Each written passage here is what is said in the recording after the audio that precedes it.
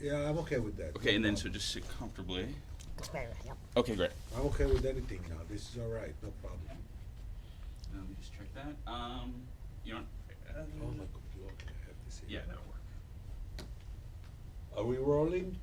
We are rolling, so do you mind slating? Is that okay? Oh, slating. Yes, yes. Well, Freud, when he reads a literary work, he accepts the author's point of view and what the author is saying. He accepts the surface meaning of the text, right? So he believes that when we read, we are trying to find out what the author was saying. But then he goes behind that to say, what are the hidden meanings? And you can't do that if you don't know what the text itself means. So Freud accepts the language of the text, right? But then he analyzes it, he breaks it down into individual components, and he tries to trace those things back to unconscious sources. But one of the great sources of appeal for psychoanalysis has been the sense that readers and interpreters have more power than the author in many ways. So that the author is not aware of his unconscious strivings and urges and so on, but Freud can see through the text, through the surface of the text. Literary critics and other readers can do this, and so they have a certain kind of authority over what people mean all the time, right? And one of the characteristics of psychoanalysis is that it is a very total way of interpreting the world. So it gives you a key to understanding just about everything that people do, and not just as individuals in everyday life, but in all their cultural practices and so on. So that Freud gave enormous authority to readers and critics to see through what other people are doing and to find the hidden meanings. Well, I don't believe that. Obviously, we do all have the power to understand each other, right? We all make observations about each other's behavior that perhaps the people themselves couldn't make, right? Because we all have a good degree of self-delusion. We favor ourselves in almost every account of what we give, right? We're aware of how we appear to others at all times. So there's a constant egoistic shading that we perform in everyday life and in our professional activities as well, in art, and all these things. And so certainly other people are able to see that and compensate for it.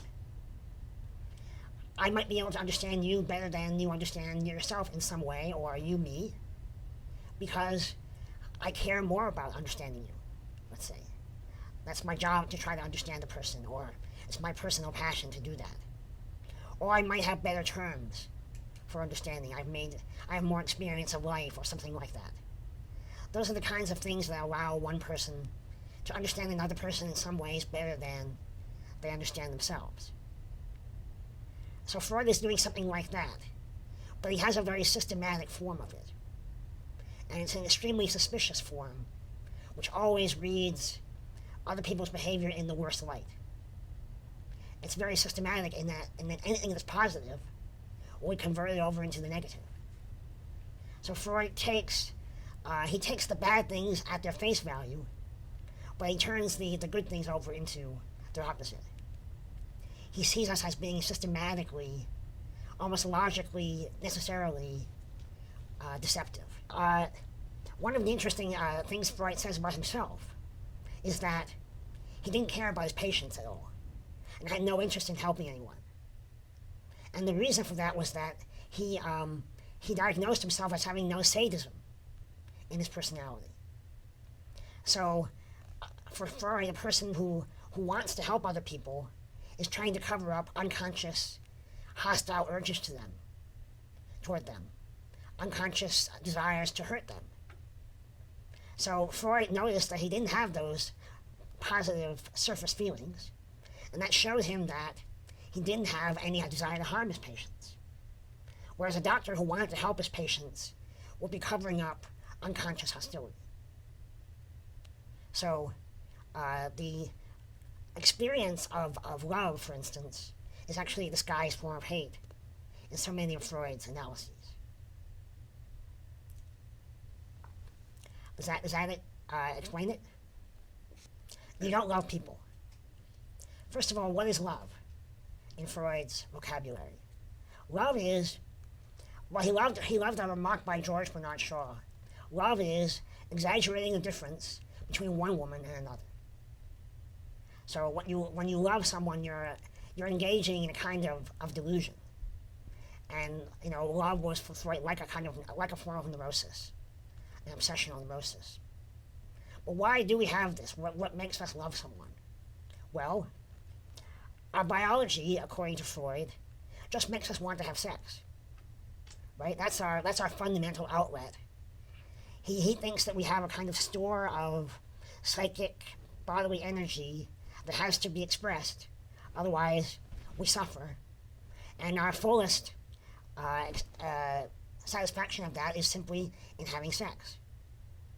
But unfortunately, that requires repression. Our daily functioning requires that we not have sex every minute, right? We have to control ourselves. Becoming an adult means learning to repress a good deal, or redirect at least, our energies. And when we do that, that level of frustration turns into emotions, right? The energy that would go into our ordinary sexual activities, it becomes an emotional tendency to become attached to people. So our love is a sign of frustration, or it's a result of our frustration, of our turning away from the most primary satisfactions to other things. I don't think it's true that we have only negative feelings or sexual lust towards other people. I don't see any reason to think that. I don't see any reason to think that all of our positive emotions are inversions of the negative.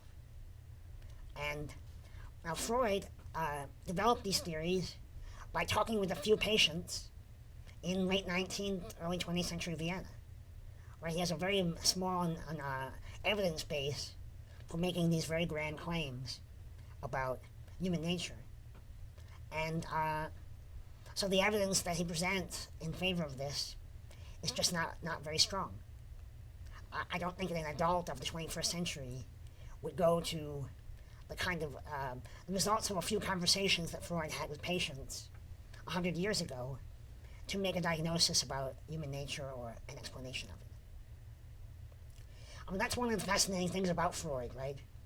That this person who, really based on a few conversations with some very gifted patients, right? He had a remarkable set of patients. And he believed that he had been able to not just understand human nature, but human history, like the long background of the development of the human species in biohistory, based on these conversations. And psychoanalysis is both a psychological and historical theory, very grand, based on a person's brilliant literary talents. Freud had enormous literary talents, enormous powers of persuasion, but a very small evidence base, and a method that just doesn't have any obvious value as a way of interpreting. Freud's effect on the 20th century is enormous, and no one explanation can, make us understand exactly why that was so much the case. First of all, what he says is very fascinating. Right? Freud's basic doctrine is deeply fascinating. He's telling each person that he or she has decisive events in their past which determined what they are today. And if they have any kinks or problems or difficulties, frustrations, anxieties, and so on, that those things are largely explained by events in the past. Now, Freud also strongly emphasized biological inheritance, but that people have ignored that to a very great extent. They tend to think of Freud as telling them that the experiences of childhood made them the kind of person that they are. So that's a fascinating thing to be told, right? It's a fascinating, it makes you fascinating to yourself, to be told that you have a very distinctive character, temperament, personality that has been crucially determined by events which are still in your mind, They're still there somewhere in the back of your mind and your unconscious. And they continue to exert a very decisive effect upon how you feel and talk and think and relate to others in your sexual life and in every other aspect of life, that enable your talents or disable them, whichever way they happen to be going. That is just a fascinating idea. And it's also a very old idea. Freud reinvented a figure of culture that many cultures have, right? There are many cultures that have a shaman, a medicine man, priest, a person that can come to you when you have a problem and put you through some kind of routine or ritual. Call up all the emotions, all the devils, etc., and purge them. Exorcism is a model here. And that is a figure of culture that was really repressed, you might say, in a historical sense, in the Enlightenment. So it's very much a Catholic. The Catholic priest is a central image of that figure. But the Protestants got rid of that. Right? The Protestants got rid of the priest as an intermediary between you and God. So in the 19th century, if you're a secular-minded person or a mainstream Protestant Christian, then if you're in a depression, there's no one for you to go to. Right? There's no special person you can go to see that has some kind of special wisdom of the culture or whatever that can help you, that can recognize that something is wrong with you, give you that sense that, yes, this happens to many people, and I know what to do about it. John Stuart Mill, for instance, a great 19th century logician and philosopher, he became deeply depressed in his youth and went through a black period. He called it a crisis in my mental history. And he finally got back in touch with his emotions by reading Wordsworth. There were only literary sources for that kind of approach to putting people back in touch with their emotions. So Freud came along, and he really reinvented that figure for modern culture. And now there are many versions of it, right? He reinvented it as a scientific figure. He said, well, I can do this. I can serve this function that ancient therapists of all kinds had served, but I can do it on a scientific basis. And people want that, right? People want that. They're willing to be told there's a reason why they're not happy. And they're very willing to be told that an authority figure of some kind can do something to them that will help. And we see this in medical practice of all kinds, right? But we see it also in the treatment of mental illness. And it's, of course, not only mental illness that psychoanalysis applies to. It applies to everyone. We're all neurotic in a sense, once you accept Freud's way of thinking. Another source of the appeal of psychoanalysis is that it provided a certain background understanding for art that artists were deeply attracted to. Now, the unconscious is not a distinctively Freudian notion, and it had been very much emphasized since the late 18th century in Western culture, the idea of the unconscious. Well, the unconscious is an ancient notion, and you see it, for instance, in the great philosopher Plato. Right? Plato believed that, like Freud actually, that we see a surface of life. Right? We see a surface of life, and there's something behind it, which is the thing that explains it. For Plato, it's an intellectual reality. There are ideal forms. And we've all been in touch with those forms before birth. And so our difficulty in life is how can we get back to those things and remember them? Because they are the key to understanding the world. They are the key to truth and health and goodness of every kind. And so that was Plato's way of thinking. We have an unconscious memory of these real forms. And But was Plato? that was Plato. But he used the word unconscious. Well, not exactly that word, but that's what he's telling us, that we have a memory, a childhood memory, that we learn to get back. So thinking is essentially unforgetting. And that was the first word that Freud used for the recovery of unconscious memories. He used Plato's word, anamnesis, which Freud knew Greek and read Plato in Greek. So he also thought of learning as unforgetting. And that's what the therapist does. Plato's idea was that you need a therapist to help you get to those forms. And the therapist has to, what the therapist has to do is to take your intellectual eros, your erotic energy, and redirect it toward the forms with the help of a master with whom you have an erotic relationship. That was Plato's doctrine. And that was a Socratic dialogue, right? So Socrates, he makes you fall in love with him by process of dialogue. But that love is ultimately directed towards the true realities behind the surface of life. So Freud took all that and inverted it, right?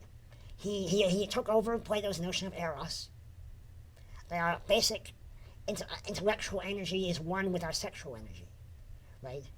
So the reason I'm able to observe my environment here today is that I've been able to channel enough of my purely sexual energy into my intellectual functioning in order to see people, things, drive a car, whatever. That's a basic thing. Freud borrowed that term from that idea from Plato, eros. But for Freud, it's not the world of truth, which is hidden. It's the world of early events and the fantasy surrounding them. And he is very much like the Socratic master. You have an erotic relationship with him. It's a dialectic, and it leads you not upward but downward toward the hidden realities of your past and the human past. Are you in a way? No, if I were going to be psychoanalyzing Freud, what I'd be doing is simply trying to find the hidden gaps in his conversation, that kind of thing. What is he trying to hide, or where? And that's not what I'm doing here. What I'm pointing to is that Freud is a borrower. He's a synthesizer of many other people's ideas. That's certainly true. The fact that Freud borrowed doesn't mean that he's wrong at all. Most great scientists are synthesizers, right? They have a long apprenticeship where they acquire the knowledge of the field, and then they come up with one new thing or two new things that are special and new. But the question is, why is Freud so influential? And one of the reasons he's so influential is that he is playing into long existing structures of thought and giving them a new spin. Right? Plato says intellectual eros goes up. Freud says intellectual eros belongs down. And the only reason we bring it up is we're frustrated. Right? And that explains why we're sick. Right? We're sick because we left aside to some degree our most primitive biological instincts, and we're not satisfying them.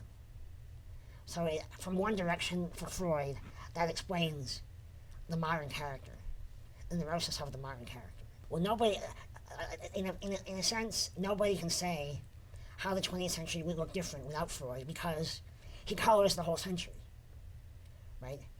But there are many things you wouldn't have without Freud. He made many things possible.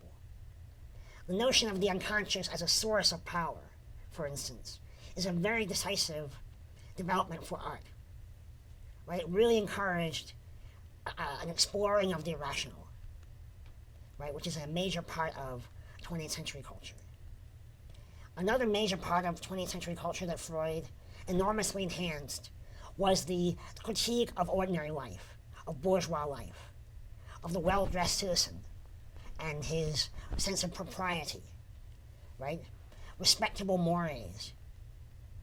Freud pulls down the whole notion of respectability, because underneath were all these bestial creatures, and our attempts to redirect our bestial energies towards higher things is a substitute and a disguise to a large degree. So Freud made it possible for people to be superior to the mainstream capitalist bourgeois notion of civilization. And that was just a deeply powerful current that ran through the whole century. And then Freud truly did affect how people think about their personal lives. Right? It refocused people's attention on the family as a crucial unit. Right? Your parents, they so much make up who you are. That sense was enormously enhanced in the 20th century by Freud. Also, a lot of psychoanalytic terms and ideas became trivialized and became to seem like common sense. For instance, if you ask somebody what a Freudian slip is, they're very likely to tell you something about how somebody meant to say one word and they said a scandalous word instead. But of course, that was not, everybody knew that already, right? That was not in any way special or new to Freud. What Freud did was to find slips that seemed totally innocent, right? You simply leave out, you're quoting a line from a poem, and you accidentally leave out one word. Freud thinks there's a reason why. So Freud encourages people to find meaning in everything. Hidden, guilty meaning. One of the great Freudian stories is how he meets a man on a train. And the man asks him, while they're talking, and the man quotes a line of Virgil in Latin. And of course, these are people who could quote Virgil in Latin on a train, right? Schoolboys of that day who had a marvelous classical training. And so the man leaves out one word, and Freud diagnoses the fact that the man is anxious about his girlfriend having missed her period, right?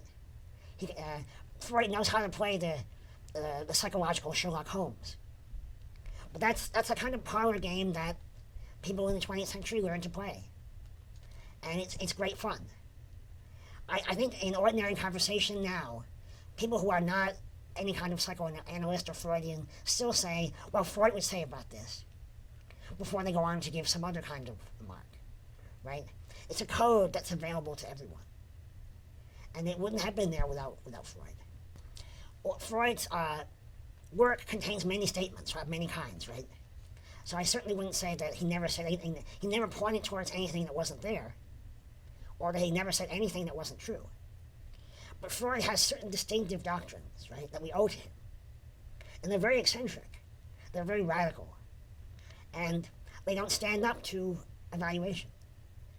And people put enormous expense. They spend hours a week, 5 days a week, going to therapy and paying an enormous amount of money. And it's not going to do them any good, right? I mean, Freud's claims are very important. And that's why they're worth denying, right? If Freud had not said anything that was interesting or important, then there'd be no point in spending any effort explaining to people why the evidence isn't there. But the evidence just isn't there. You can't convince yourself of the truth of psychoanalysis if you want to have it proven to you by what we know. Right? It's just the facts aren't there. And I have hardly ever met, by the way, anyone who in the university environment who uses Freud in their work. I've hardly met anyone ever to whom I've been able to say, well, now tell me what you think about the critique of psychoanalysis that philosophers of science and others have put forward over the years, the kinds of problems they've raised with Freud's argumentation and evidence and so on. I've hardly met anyone who has looked into it. They simply accept Freud as a very persuasive way of thinking, and they're not terribly concerned with whether or not it's well. I mentioned that he returned the idea of the therapist. Right? He brought us the notion that you can study the mind and actually help patients. In fact, that now seems to us obvious, right? That there ought to be someone that tries to help people who have these problems. No, it would be surprising to people that figure was not present, right? In Freud's day, it was more common to say, well, we study the mind for its own sake, and we can't really cure anybody. And Freud himself did not have a very strong attitude about curing. He was more interested in cures as proofs than he was as helps to people, right? So he relaunched the search for the power through science to help people. That was positive. And of course, if you're a person who wants to understand the world and the mind and history, you will engage with Freud. And so you can learn a lot by the process of trying to figure out why this is important, why it was important, why it's not important as science, but it's very important as history and culture.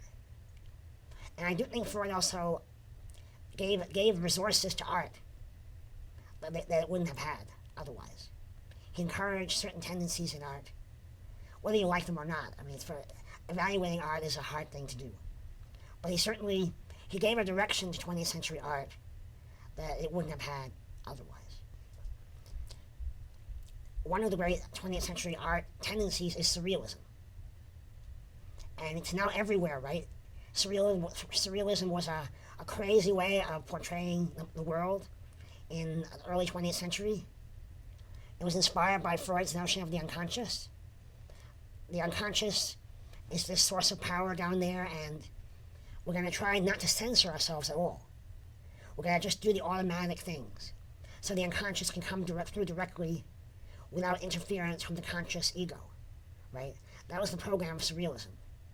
So it got us used to art that defies logic. It defies our everyday sense of logic.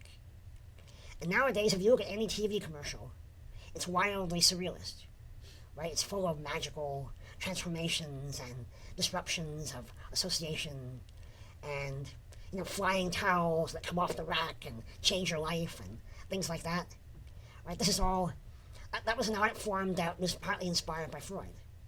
And who can say now whether that's bad or good, right? It's a blanket aspect of modern life, that we become used to art that doesn't take for granted our everyday sense of logic.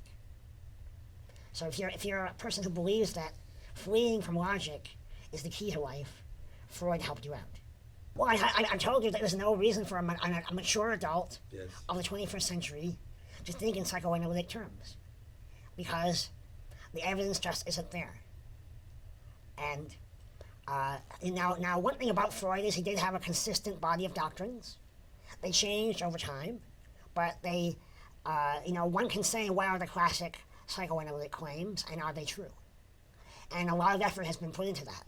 But there's been a lot of attempts to experimentally to verify psychoanalysis, and it hasn't worked out very well, right? I mean, it's just there's no reason to think that Freud's already very counterintuitive claims are persuasive.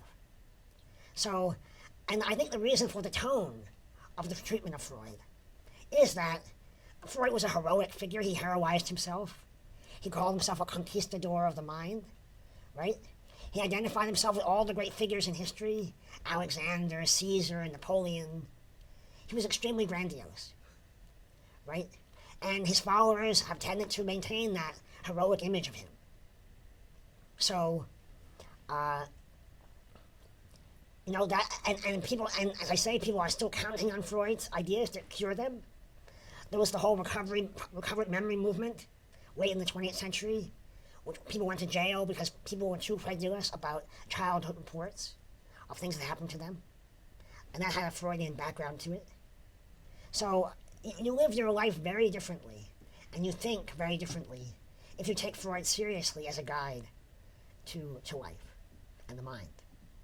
And so there's good reason to be dismissive toward that and to discourage it. So we need evidence to believe things, right? I know there are lots of people in our world now who say evidence, science, all that's just talk, and Freud must be right. He must be right about something, right? How can it be totally wrong if so many people believe it? Well, most people's theories turn out to be totally wrong. I mean, it's very hard to come up with descriptions of the world that will hold up in the long run, right? And even Newton's science has been readjusted through Einstein.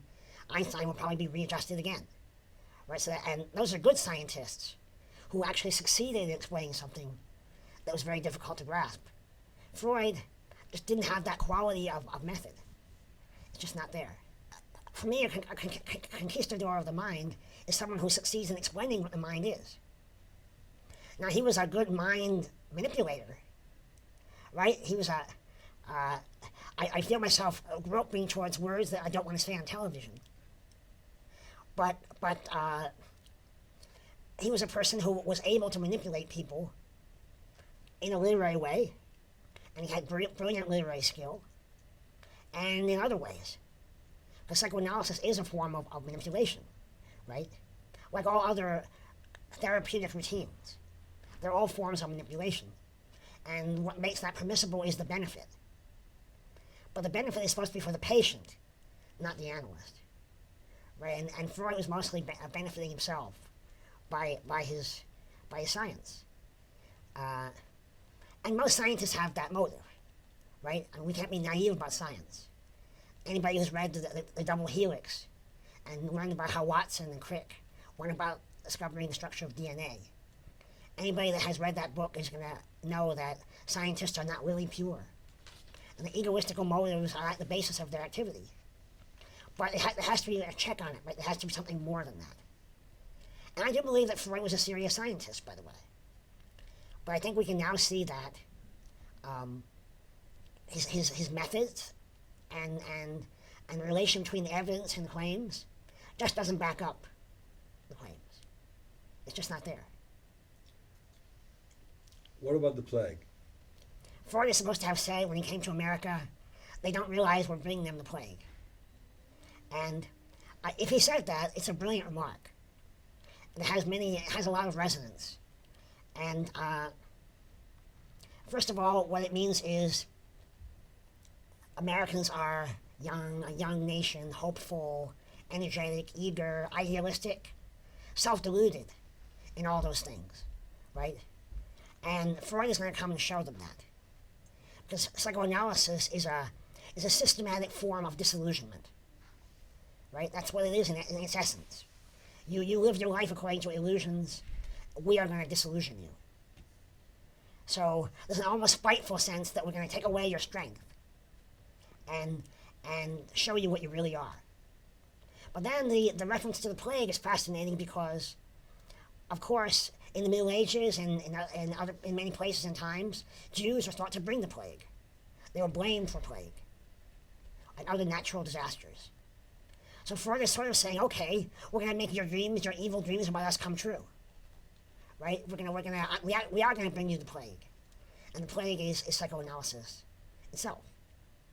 So it's a gleefully malicious sense of the painfulness of undergoing psychoanalysis. And of course, Freud did apply his method to culture in a very wide way, right? He didn't only confine himself to diagnosing sick people. He was more interested in showing the healthy people that they were just as sick as anybody, right?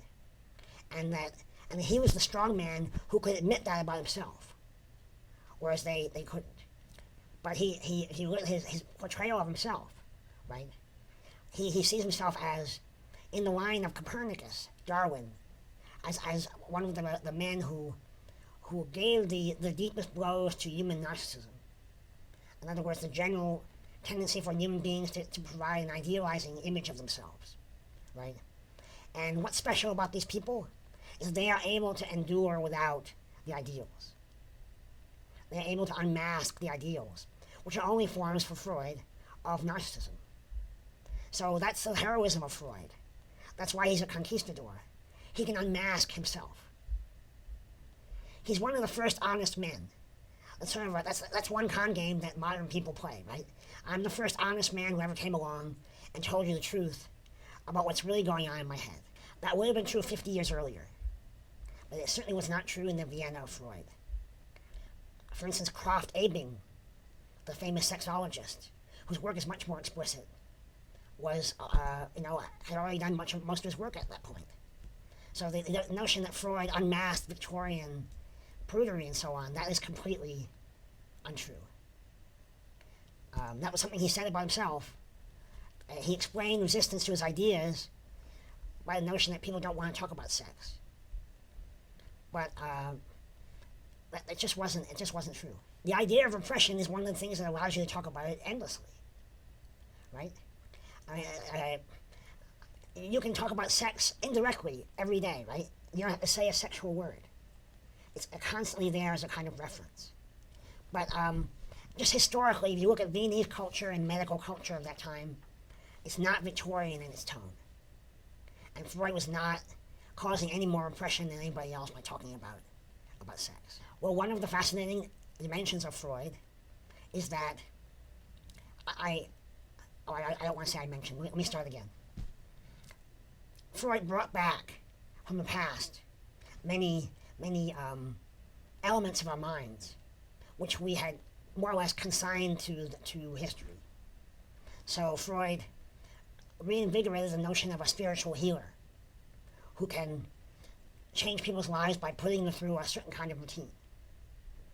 And so that was a recovery of a very old idea. And in general, Freud's mode was recovery. He recovered dream interpretation, which is another ancient practice, which had been discouraged in the Enlightenment. That was part of the scandal of psychoanalysis when it arrived. The scientist would publish a book called Dream Interpreting, right? And it sounds like something you'd see in the earlier equivalent of our modern supermarket rack, how to read your dreams, right? That was an ancient genre that has long gone out of style. Well, Freud finds meaning everywhere. He also locates myth in the mind. You may have thought that myths, like Oedipus and so on, were things that were permanently left behind by human practice, by modernity. But no, myth is continuing to rule our lives in a sense.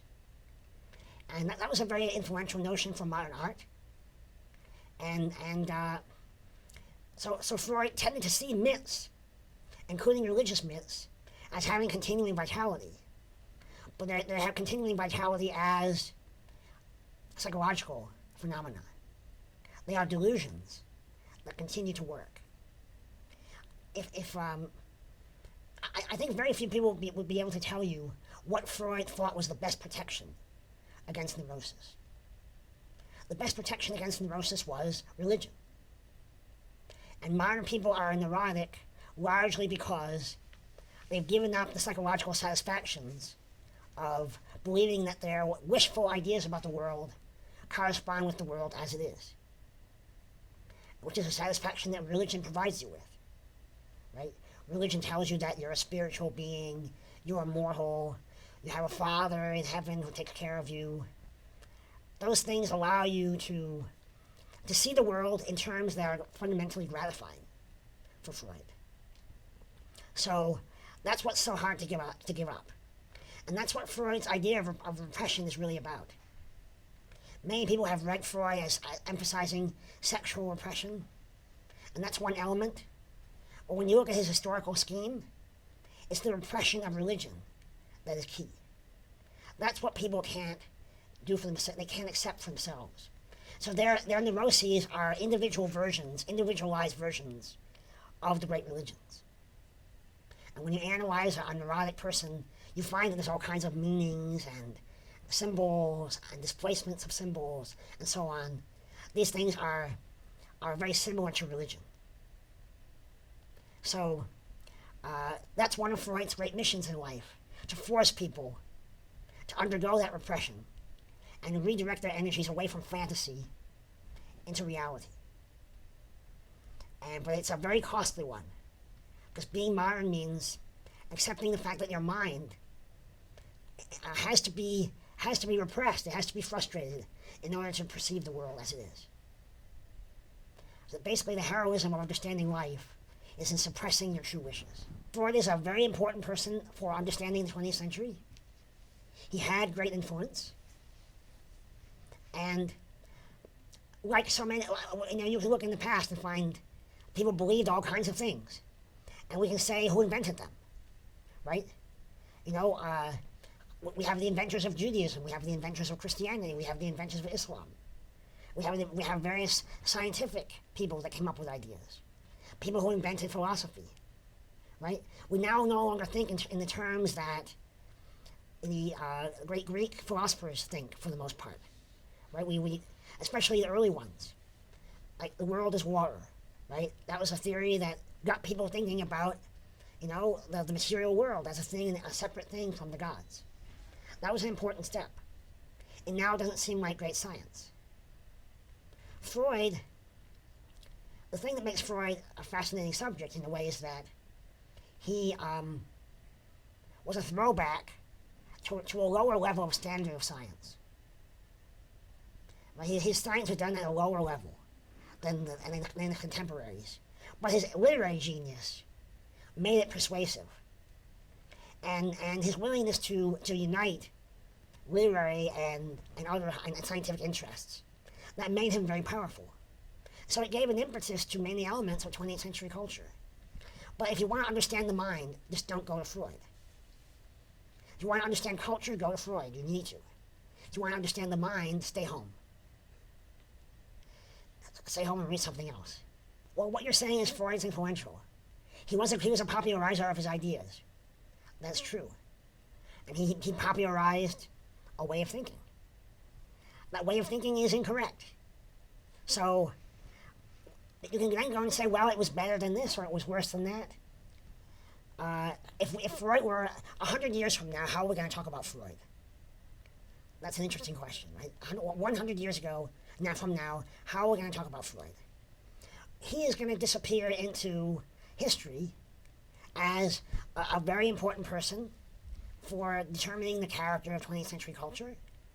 But he's not any longer going to be someone we have to argue about as to his value because the truths aren't there. So, I mean, that's all there is to it. There's no reason to believe those things, right? We don't know that they're incorrect, for sure. But there's no reason to believe them. So, I mean, there's no better reason to believe them than another theory that I might come up with in my armchair. And in fact, my armchair theory might be better because at least it hasn't had decades of scientists running experiments to disprove it or prove it and finding it lacking. So I might be better off from my armchair than Freud is at this point. Why is it correct to say that Freud was incorrect, even though he influenced so many people? Well, influence is not the same as being right. People can,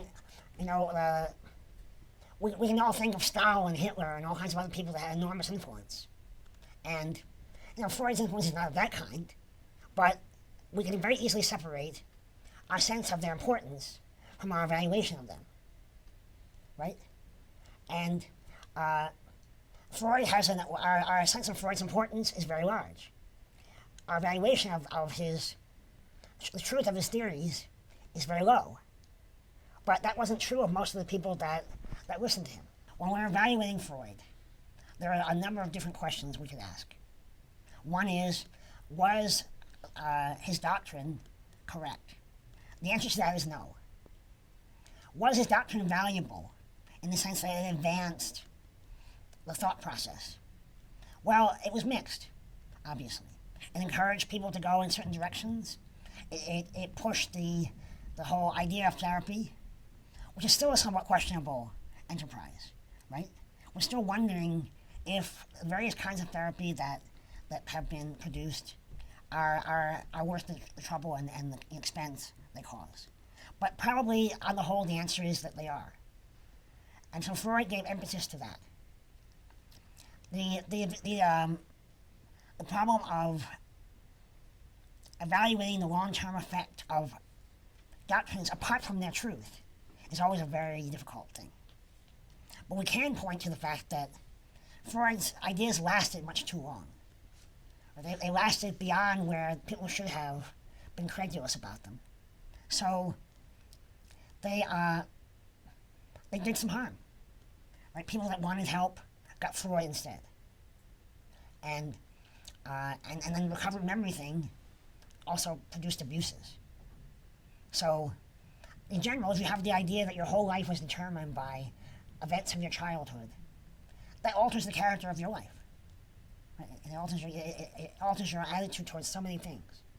And the depth of Freud's influence is a reason for being very critical of his influence. Right? It gives you a very jaded disillusioned view of the world. And Freud's mission was disillusionment.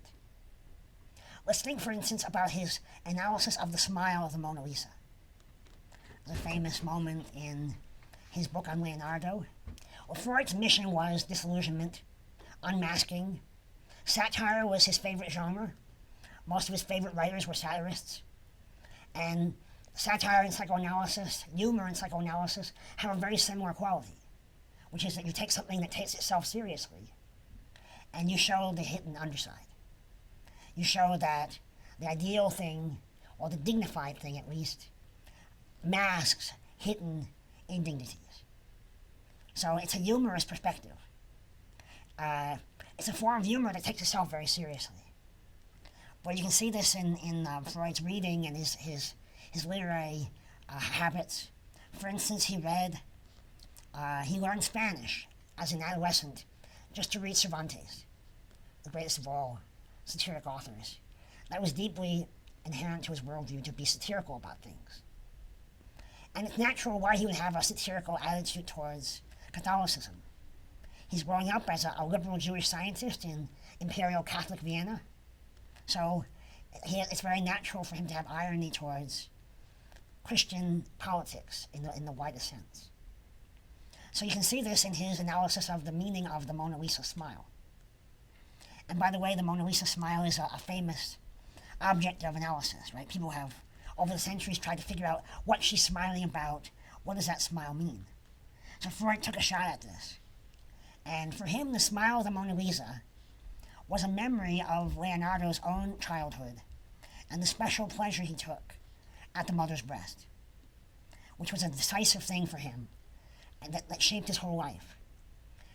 Because he had that special pleasure with his mother very early in childhood, without the presence of a father, which was a decisive element, Leonardo gained enormous strength as an inquirer, as an interpreter of the world, as an inquirer. But he became homosexual as well, because Freud saw a connection between narcissism and homosexuality.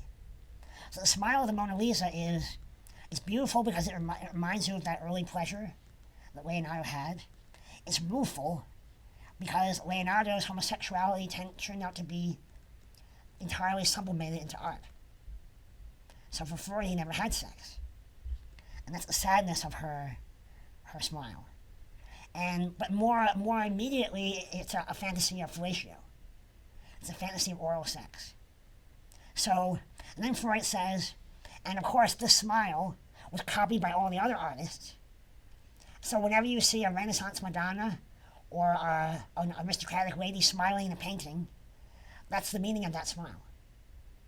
It's about Leonardo and his peasant mother.